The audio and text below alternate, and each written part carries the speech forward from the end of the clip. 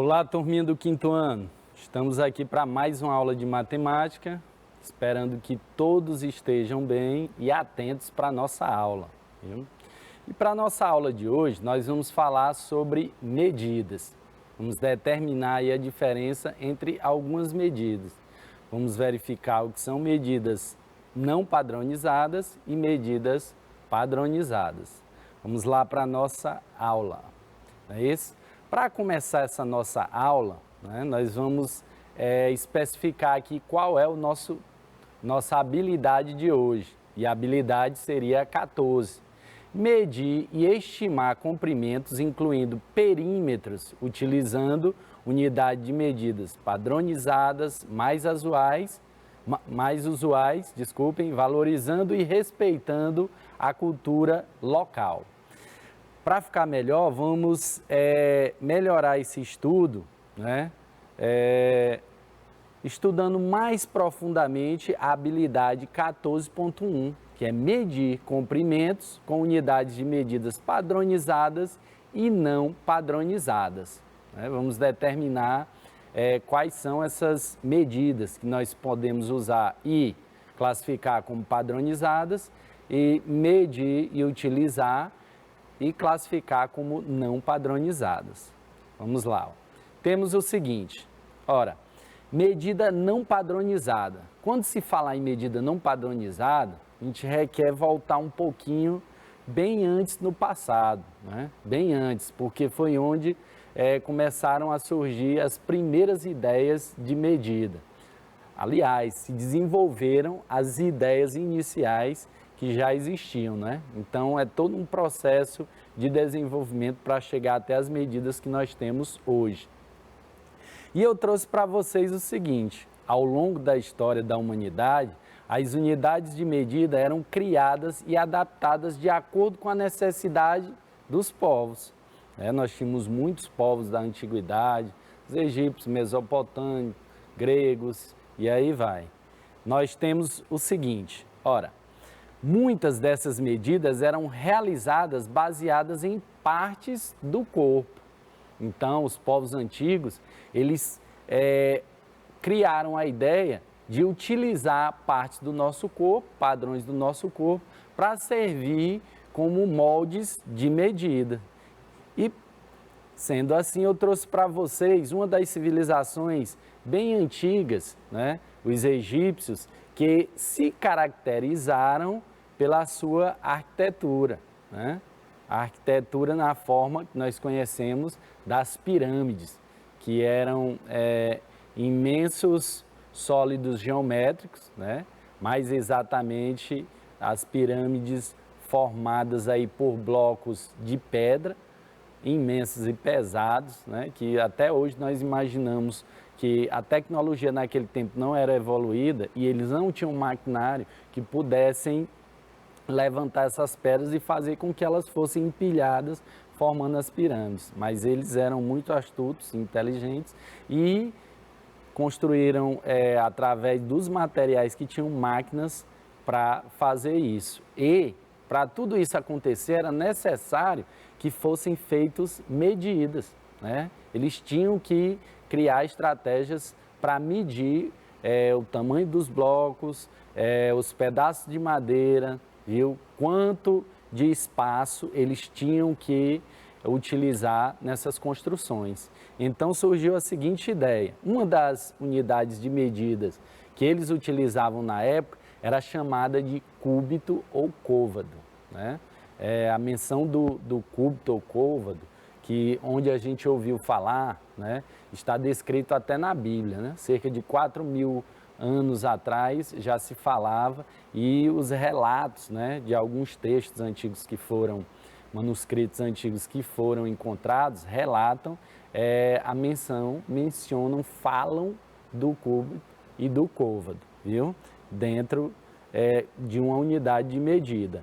E o que seria o côvado, então?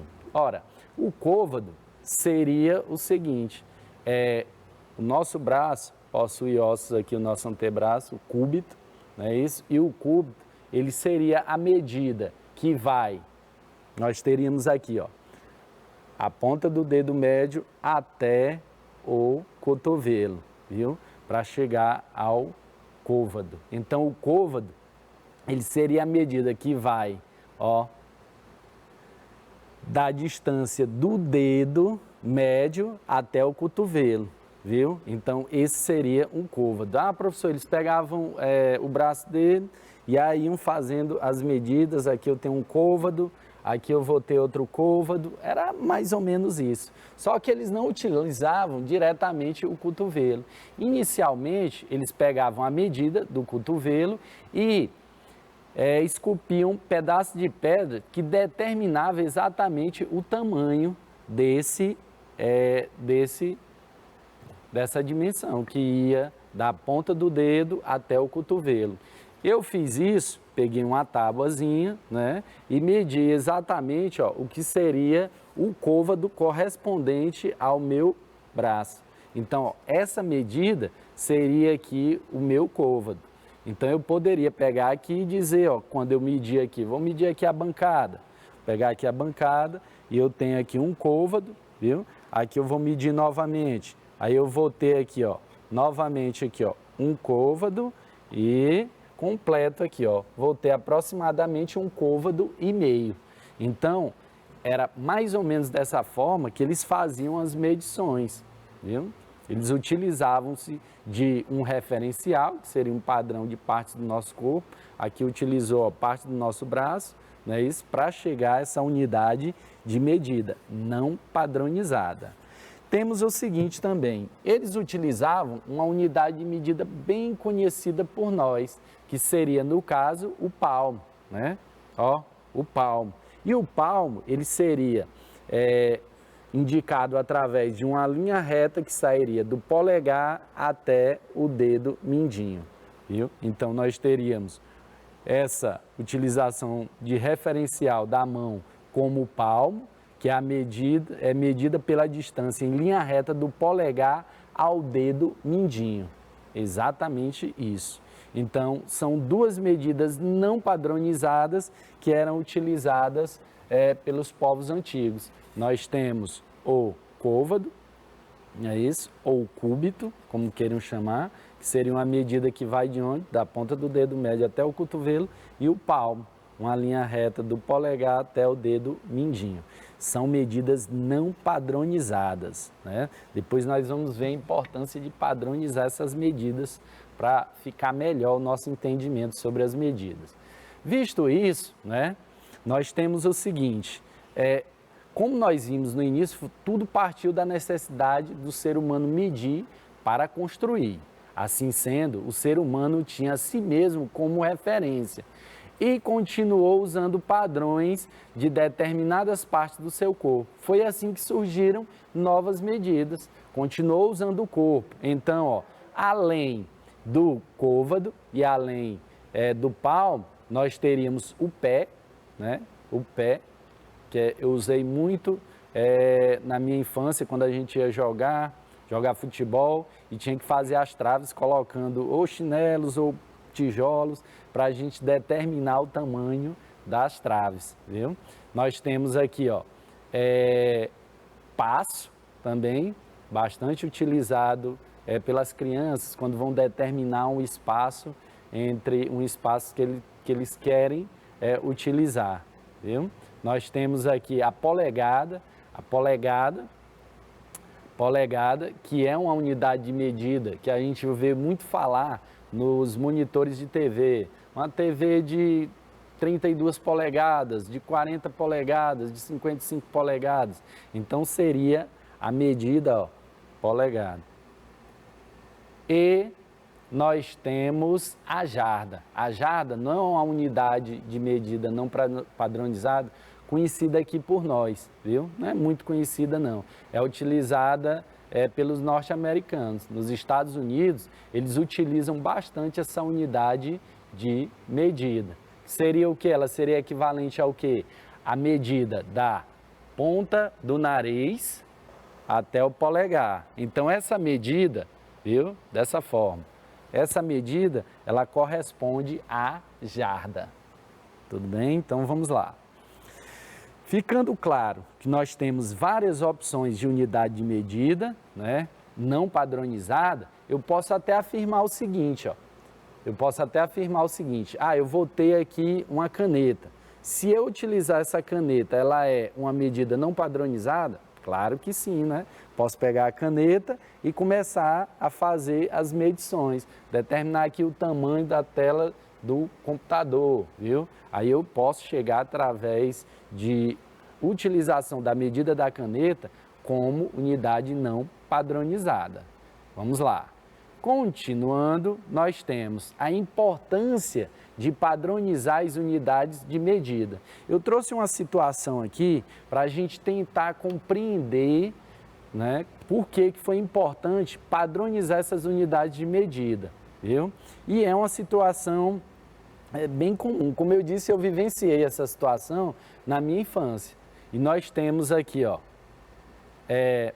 Heitor e sua irmã Júlia vão jogar futebol no quintal. Para isso, eles precisam de uma trave. Trave é o local onde se faz o gol, né? E mediram usando pés. A medida da trave de Júlia foi de 3 pés e a de Heitor foi de 4 pés. Então, Heitor diz, a minha é maior. Né? Quando o Heitor diz a minha é maior, ele está aí vibrando, né? Então, vamos ver como é que esse contexto aqui vai ajudar a gente a entender a importância de padronizar as unidades de medida. Observem só, como eles utilizaram os pés para fazer a medição das traves, e observem que aqui nós temos a trave da Júlia, está aqui, ó, a trave da Júlia e a trave do Heitor. Olha aqui a trave do Heitor. Eu cortei aqui os pés deles dois para a gente utilizar como unidade de medida, já que eles fizeram isso usando pés. Vou colocar aqui, ó, pé, retirei aqui o pé do Heitor e a posição aí não é adequada. Vamos melhorar aqui, ó. Quando eu vou fazer essa contagem de pés, né, eu vou dar aqui, ó, colocar um pé e o calcanhar tem que tocar nos dedos do pé. Então, ó, um passo, um pé, mais outro pé, exatamente, calcanhar e dedo tem que se tocar. Então, essa medida é feita assim. Aqui eu coloquei de lado porque não tive como fazer. Então, mas vamos lá. Só para efeito de representação, nós temos aqui, ó, o pé do Heitor, ele disse que utilizou aqui 4. 1, 2, 3, 4. Está aí, ó, 4 pés. E ele afirma que a dele é maior. A Júlia utilizou, ó, 1, 2, 3. Está aí, ó, 3 pés. Pronto. Olhando assim, dá para a gente determinar exatamente se o Heitor, né, a ideia do Heitor e a ideia que a Júlia usou com os 3 pés dela, de medir com os 3 pés, qual é o maior e qual é o menor, dá para a gente determinar, né? Fica uma dúvida, né? A gente não vai ter exatidão. Então, para melhorar isso, eu trouxe a medida do pé do Heitor, usando uma medida padronizada, que é o centímetro, uma medida exata. Então, nós temos aí, o pé do Heitor, ele corresponde a 25 centímetros. O pé da Júlia corresponde a 35 centímetros. Viu? Já há uma diferença aí, né? Nós já percebemos que já há algo diferente, já dá até para fazer uma comparação em relação ao tamanho do pé de cada um. Para saber exatamente o tamanho, nós vamos efetuar uma multiplicação. Nós vamos pegar o tamanho do pé do Heitor, 25 centímetros, e multiplicar pela quantidade de pés que ele utilizou. E ele utilizou aí 4. Vamos multiplicar então. 4 vezes 5 dá 20. Vamos colocar 0 na ordem das unidades e vão 2 dezenas. Tá aí, ó. 4 vezes 2 dá 8. 8 mais 2, 10. Temos aí, então, a trave do Heitor tem 100 centímetros. Vamos agora pegar a medida do pé da Júlia, que é de 35 centímetros, e multiplicar pela quantidade de pés que ela utilizou. 3, não é isso? Então, multiplicamos. 3 vezes 5 dá 15, vai uma dezena. 3 vezes 3 dá 9, mais uma dezena, 10 dezenas. Então, está aí, ó, A medida da trave da Júlia é de 105 centímetros. 105 centímetros. Observe que apesar do Heitor ter dito a minha é maior, né, a trave dele é maior, isso não é verdade. Então, nós podemos tirar essa dúvida utilizando uma medida padronizada. Esse era o principal problema das medidas não padronizadas, não dá exatidão nas suas medidas. Tudo bem? Então, vamos lá. Ora, então, se cada um usasse um objeto diferente para realizar medidas, nosso mundo ficaria uma verdadeira bagunça, pois nunca poderíamos comparar as medidas de cada pessoa, né? Temos, tamanho do braço diferente, tamanho do palmo diferente, tamanho do pé diferente, então as medidas ficariam imprecisas. Medida padronizada. Aqui nós vamos já determinar um tamanho único para a utilização de uma medida. Para isso, eu coloquei a seguinte informação, coloquei aqui um cartaz, coronavírus, aí eu tenho aqui distanciamento social, e nós temos aqui a distância entre as pessoas mais adequada para evitar o contágio do coronavírus, né? Usar máscara direitinho e manter o distanciamento de 1 metro. Então, quando eu digo 1 metro, praticamente todos vão saber que esse 1 metro é a distância que vai ser estabelecida dentro de um sistema métrico. Eu trouxe aqui a trena exatamente para mostrar. Vou aqui abrir a trena e vou, só um instantinho, vou abrir aqui a trena e determinar exatamente esse 1 metro. Nós temos aqui 50 centímetros e mais, nós temos aqui, só um instante, 40, 50, 1 metro, tá aqui, seria a distância que nós teríamos que manter um do outro, viu? De 50 centímetros. Então, quando eu digo isso, utilizando essa medida padronizada, em qualquer parte, em qualquer país que nós tenhamos do planeta que utilizar essa unidade de medida, ele vai saber que esse tamanho vai corresponder a 1 metro. Por isso que ela é uma medida padronizada, os tamanhos serão equivalentes. Então, caso você meça algo utilizando a unidade de medida metros, por exemplo, ela será a mesma em qualquer outro país. Vamos lá. Para a medida de comprimento, nós temos o metro como unidade de medida padrão, viu? Nós temos os múltiplos do metro, que são unidades maiores do que o metro.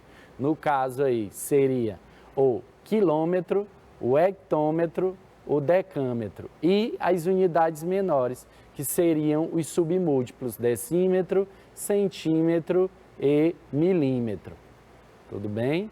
Então, a partir dessas unidades de medida, nós vamos destacar aí a utilização de algumas que vão ser mais importantes para a gente. No caso aqui, nós vamos destacar o uso do metro, o uso do metro, o uso do quilômetro e o uso do centímetro, que são as unidades que nós utilizamos com mais frequência. Então, vamos lá. Para isso, eu tenho que guardar as seguintes informações. Percebam só. Ora, eu posso afirmar, ou nós podemos afirmar, né, que 1 metro ele é igual a 100 centímetros. Eu tenho que guardar essa informação aí. 1 metro é igual a 100 centímetros. 1 metro é igual a 100 centímetros. Decorar? Não, você pode até lembrar e se não tiver certeza, utilize aqui o nosso quadro de medidas, colocando o metro e os seus múltiplos, quilômetro, hectômetro, decâmetro e os seus submúltiplos, decímetro, centímetro e milímetro, para determinar. Ora, vamos colocar aqui no nosso quadro de medidas 1 metro. Observem só, nós temos aí 1 metro. Pronto. Professor, e agora eu quero transformar esse 1 metro em 100 centímetros. Como é que nós vamos fazer? Ora, vamos, eu já tenho aqui 1 metro. A próxima ordem que nós teremos vai ser decímetro e logo em seguida centímetro. Então, o que é que nós vamos fazer? Vamos colocar, ó, 0 em decímetro e 0 em centímetros. Então, eu posso afirmar que realmente 1 metro, ele tem 100 centímetros. A ideia é que você pegue esse 1 metro, divida ele em 100 partes. Uma dessas 100 partes seria o que nós chamamos de centímetros. Então, 1 metro tem 100 centímetros. Outra informação que vocês devem guardar, né?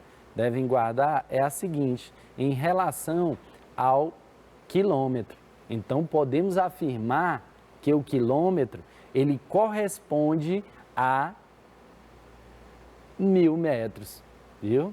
Aí você vai guardando essas informações. Ah, eu já sei que 1 metro corresponde a 100 centímetros e que 1 quilômetro agora corresponde a 1000 metros.